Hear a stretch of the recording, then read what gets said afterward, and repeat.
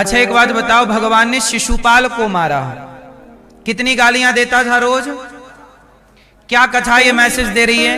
ये कथा क्या मैसेज दे रही है? 100 गालियां रोज सुनता शिशुपाल की, सुनते भगवान 100 गालियां सुनते, एक दिन 101 हुई तो भगवान ने सिर काट दिया। जो भगवान 101 भी में सिर काट सकते हैं, वो पहली और दूसरी गाली में भी तो सिर काट सकते थे, क्यों नहीं काटे? क्यों नहीं काटे? इसलिए नहीं काटे कि भगवान आपको मैसेज देना चाहते हैं कि आप भी कुछ गालियां सहन करें, समाज की कुछ आलोचना सहन करें। अच्छी अच्छी तो बात सब ग्रहण कर लेते हैं, आलोचना ग्रहण नहीं कर पाते। इसलिए हम कहते हैं दुनिया में महान होना है तो निंदा आलोचना सहन करना सीखिए। शंकर जी ने पिया था विष और देवताओं ने पिया अमृत। अमृत पीने वाले कहलाए देव और जहर पीने वाले कहलाए देवाधिदेव महादेव। देवताओं से भी बड़े हो गए जहर पीने वाले।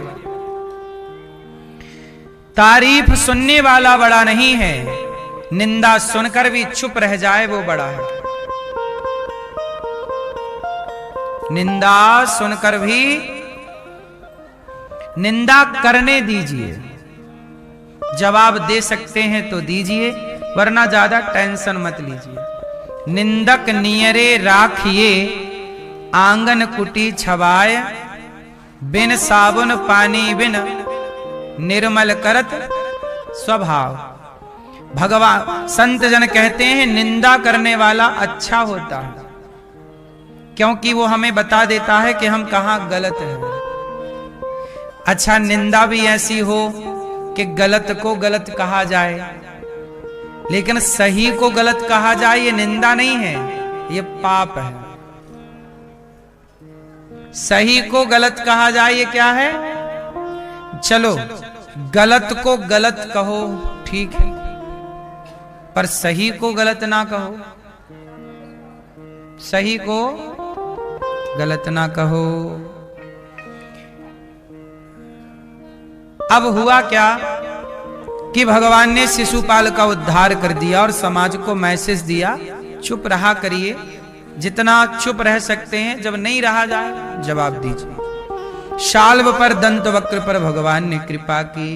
भगवान के परम मित्र हुए हैं सुदामा। सुदामा जी गरीब हैं कि अमीर हैं? कैसे हैं मैया? सुदामा जी कैसे हैं? ऐसा लोग कहते हैं कि सुदामा जी गरीब हैं, पर एक बात बताओ, सुदामा जी के पांव कौन धो रहा है? भगवान। सुदामा के लिए सिंहासन छोड़ के कौन दौड़ रहा है? जिनके लिए जगत के पालनहार सिंहासन छोड़कर खड़े हो जाएं और दौड़कर गले लगाएं, क्या वो सुदामा गरीब हैं? एक दृष्टि कहती है कि गरीब हैं क्योंकि धन नहीं है, लेकिन एक बात बताओ, आप लोगों के हिसाब से गरीब कौन है? आप लोग गरीब किसे मानते हैं? कहा तो यही जाता है समाज में कि जिसके पास पैसा ना हो वो गरीब है, पर मुझे लगता है कि जिसके पास पैसा ना हो वो गरीब नहीं, बल्कि जिसके पास भक्ति का धन ना हो वो गरीब है। सुदामा के पास तो भक्ति का धन था और यही धन आपको अमीर बनाएगा। पायो जी मैंने राम रतन धन पायो। सबसे बड़ा धन क्या है? राम नाम का धन, भक्ति का धन। आपके पास बहुत पैसा है पर भक्ति का धन नहीं है, तो ये पैसा तो यहीं तक का साथी है ना, पर राम नाम का भजन का धन तो वहां भी साथ निभाएगा। इसलिए आप लोगों को चाहिए कि इस धन के कमाते कमाते वो धन भी जोड़ लीजिएगा। ये धन यहीं तक का साथी है, पर राम नाम का धन। सुदामा जी गरीब नहीं है। सामान्य दृष्टि से यदि आप देखते हैं तो उनके पास पैसा नहीं है, कपड़े भी नहीं है, झोपड़ी भी नहीं है, खाने को रोटी भी नहीं है। इस दृष्टि से आप गरीब कह सकते हैं, पर जो आध्यात्म दृष्टि है वो दृष्टि कहती है कि सुदामा जितने अमीर हैं, मुझे नहीं लगता कि ब्रह्मा जी भी इतने अमीर होंगे, क्योंकि सुदामा के लिए नेत्रों के जल बहाए भगवान, ब्रह्मा जी के लिए कब बहाए?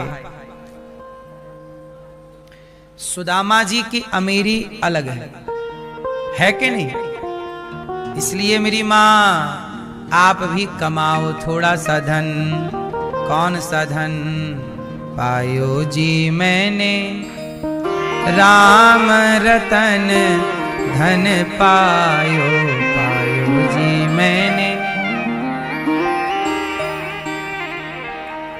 ओ पंचायती मैया, पायो जी इनने